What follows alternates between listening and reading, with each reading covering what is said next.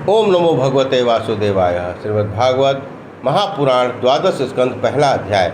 कलयुग में पृथ्वी के राजाओं का वंश वर्णन। राजा परीक्षित ने पूछा, हे मुने, यदुकुल शिरोमणि भगवान श्री कृष्णचंद्र के वैकुंठ चले जाने पर इस पृथ्वी पर किसका वंश चला, इसे कृपा कर मुझे सुनाइए। सुखदेव जी बोले, हे राजन, वह जैसा मैंने पहले नवम स्कंद में बृहदत्त के वंश का वर्णन कर चुका हूँ, उस वंश का अंतिम राजा पुरंजय होगा और उसके मंत्री सुनक अपने स्वामी पुरंजय को मारकर अपने पुत्र प्रद्योत को राजा बनाएगा। उसके पालक नाम का पुत्र होगा, जिससे विशाख युग और उसके राजक तथा राजक के नंदीवर्धन नाम का पुत्र होगा। हे राजा परीक्षित, प्रद्योत आदि पांचों राजा प्रद्योतन नाम से प्रसिद्ध होकर 148 वर्ष तक पृथ्वी का राज्य भोगेंगे। इसके पश्चात सबके अंत में नंदीवर्धन का पुत्र शिशु नाम राज्य करेगा। शिशु का पुत्र काकवर्ण का क्षेत्रधर्मा का क्षेत्रज्ञ का विधिसार, उसके अजातशत्रु के धर्मक के विजय, उसके नंदीवर्धन के महानंद नामक पुत्र होगा। ये शिशुनाग आदि 10 राजाओं को कलयुग के 308 वर्ष तक पृथ्वी का राज्य करेंगे। इनमें से जो महानंद नामक अंतिम राजा होगा, उसको एक शूद्रा के गर्भ से नंद नामक पुत्र प्राप्ति होगी, जो बड़ा ही बलवान, विशाल सेना तथा कोष खजाना का स्वामी होगा। वह क्षत्रियों का नाशक होगा और उसके समय में समस्त राजा शूद्र और अधर्मी हो जाएंगे। महानंद महान धनपति, महान प्रभुता वाला होगा। उसके आगे समस्त क्षत्रिय राजा नत हो जाएंगे और अपने अपने धर्म को त्याग देंगे। वह धनपति बड़ा ही क्रूर, उसकी आज्ञा को कोई टाल न सकेगा। उसके आगे समस्त क्षत्रिय राजा नत हो जाएंगे और अपने अपने धर्म को त्याग देंगे। वह धनपति बड़ा ही क्रूर होगा, उसकी आज्ञा को कोई टाल न सकेगा। वह दूसरे परशुराम के समान होगा। वह क्षत्रियों के वंश का समूल नाश करके पृथ्वी का एक छत्र शासन करेगा। उसकी शूद्रा रानी से सुमाल्य आदि 8 पुत्र होंगे, जो राजा होकर 100 वर्ष तक पृथ्वी का शासन करेंगे। श्री चाणक्य नाम का एक ब्राह्मण उस महानंद नामक शूद्र राजा और उसके 8 पुत्रों का वध कराकर उसका समूल विनाश कर देगा। मौर्य वंश वालों की उस स्थान पर स्थापना करके राज्य तिलक से शोभित करेगा। इसके बाद नंद वंश के नाश के पश्चात मौर्य वंश के राजा इस पृथ्वी पर शासनाधिकारी एवं भोक्ता होंगे। मौर्य वंश के चंद्रगुप्त नामक सम्राट को चाणक्य द्वारा सर्वप्रथम शासनाधिकार प्राप्त होगा। पश्चात चंद्रगुप्त का सुयश नामक पुत्र होगा और उसकी संगति से शालीसुक और उसके सोम शर्मा नामक पुत्र होगा। फिर उस सोम शर्मा का सत्यधनवा और सत्यधनवा का बृहद्रथ नाम का पुत्र होगा। ये मौर्य वंशीय राजा भी 137 वर्ष तक इस पृथ्वी पर राज्य करेंगे।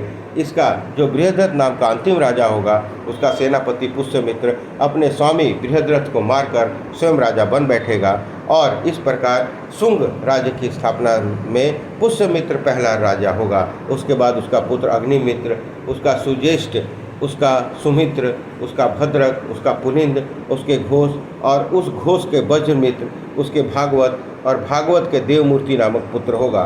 शुंग वंश इस देश 10 राजे 100 से भी ज़्यादा वर्ष तक पृथ्वी का शासन करेंगे। इसके पश्चात इस पृथ्वी पर शासन भार कुंडव वंशियों के हाथ में जाएगा और शुंग वंश को जो अंतिम सम्राट देवमूर्ति होगा, वह अत्यंत विषयी होने के कारण अपने कंडव वंशीय मंत्री के हाथों मारा जाएगा तथा ऐश्वर्यहीन हो जाएगा। इस प्रकार शुंग वंशियों का अधिकार कंडव वंशियों के हाथ में चला जाएगा। फिर उस कंडव वंश के वसुदेव, भूमित्र, नारायण, देवशर्मा नाम के 4 राजा होंगे, जो 345 वर्ष तक इस पृथ्वी पर शासन करेंगे। इसके पश्चात इस पृथ्वी का शासन सूत्र आंध्र जाति वालों के हाथ चला जाएगा और बलि नाम का अंध्रक कंडव वंशीय सुशर्मा को मारकर अल्पकाल तक राज्य करेगा। पश्चात उस देवबलि का भाई, जिसका नाम कृष्ण होगा, आंध्र वंश का राजा कहलाएगा। इसके पश्चात इसी के वंश वाले शांत, कर्ण आदि 12 राजा इस पृथ्वी के ऐश्वर्य को भोगेंगे, जिसका अंतिम राजा चकोर नाम का होगा। इस चकोर के 8 पुत्र होंगे और ये 8 ही पृथ्वी के शासक होंगे। उनमें 8वां शिवस्वाति नामक राजा होगा, जिसके गोमती आदि 8 राजे इस पृथ्वी के शासक होकर सुख भोगेंगे। हे राजा परीक्षित, इन 8 में से 3 ऐसे होंगे जो 456 वर्ष तक इस धरती का राज करेंगे। इसके पश्चात अवभृत नामक नगरी में अभीर जाति के 7 राजे और 10 गर्दभी नाम के नृपी होंगे। इसके पश्चात महालोभी 16 कंक के राजा होंगे। फिर 8 यमन, 14 तुरस्क, 10 गरुड़, 11 मानस नाग के राजे इस पृथ्वी का शासन सूत्र हाथ में लेकर सुख भोगेंगे। हे राजन, मानसों को छोड़ शेष अभिर आदि 65 राजे 1399 वर्ष तक पृथ्वी का शासन करेंगे। इसके अतिरिक्त 11 मानस राजे 300 वर्ष तक पृथ्वी को शासन करेंगे। इन मानसों के पश्चात मूल नंदादि 5 राजे होंगे जो 106 वर्ष तक शासन करेंगे। इसके पश्चात वाहरिक प्रभृति 13 पुत्र होंगे। इसके पश्चात क्षत्रिय वंशीय पुष्यमित्र का राज्य होगा और उसका पुत्र दुर्मित्र होगा। पश्चात 7 आंध्र वंशीय तथा 7 कौशल वंशीय राजा विदुर नैषेद देश की एक समय में ही राज्य करेंगे। मगध क्षेत्रीय देशीय राजाओं के वश में विश्व स्फूर्ति नाम का राजा होगा। उसका दूसरा नाम पुरंजय होगा। वह पुरंजय ब्राह्मण आदि वर्णों को भ्रष्ट कर पुलिंद, यदु और मद्रक वंशों की स्थापना करेगा। वह दुर्मति वर्ण संकर प्रजाओं का पालन पद्मावती पुरी में अपनी राजधानी बनाकर उसका विस्तार हिमालय से लेकर प्रयाग तक होगा।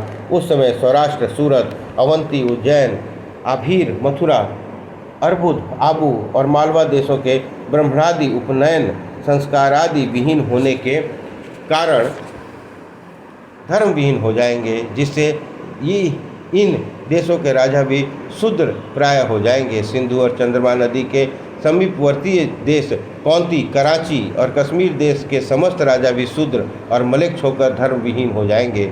इस प्रकार उस काल के समस्त राज्य धर्म विहीन, पथभ्रष्ट होकर मिथ्यावादी, अत्यंत क्रोधी स्वभाव के हो जाएंगे। उन्हें स्त्री, बालक, गौ, ब्राह्मणों का वध एवं सत्य लाज हरण में रुचि हो जाएगी, क्योंकि उनमें हर्ष शोक की मात्रा अधिक होगी और शक्ति विहीन और अल्पायु होंगे। वे संस्कार विहीन राजे संध्या वंदन आदि नित्य कर्मों से विमुख, रजोगुण तमोगुण के वशवर्ती होकर अनेक प्रकार का कर और दंड का विधान कर प्रजाओं का शोषण करते हुए नाम मात्र के राजा होंगे। जैसे धर्म विहीन राजा होंगे, वैसे ही उनकी प्रजा भी सत्य शौचादि रहित उनसे परस्पर में कलह करेगी। राजा लोग उन पर दमन करेंगे, जिससे वह प्रजा भी नष्ट हो जाएगी। इस प्रकार प्रथम अध्याय संपन्न हुआ। बोलिए कृष्ण भगवान की जय।